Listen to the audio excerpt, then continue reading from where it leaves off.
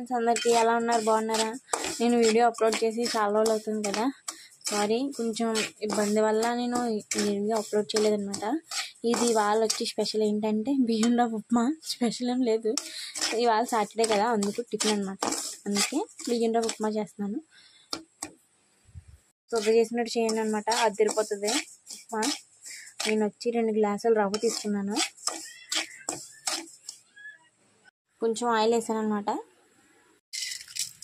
మినపప్పు, శనగపప్పు, ఆవాలు, ఉల్లిపాయలు, పచ్చిమిరపకాయలు, కరివేపాకు. ఇది మాత్రం కన్ఫర్మ్ వేసుకోండి.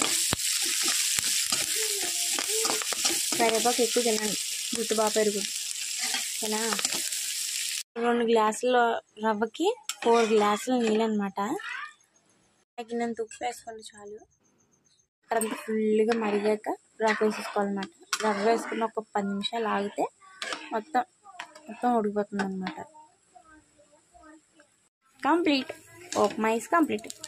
కొంచెం ఇంకా అవ్వాలన్నమాట, ఇంకా కొంచెం వాటర్ ఉన్నట్టున్నాయి. ఒక 10 నిమిషాలు అయితే అయిపోతుంది.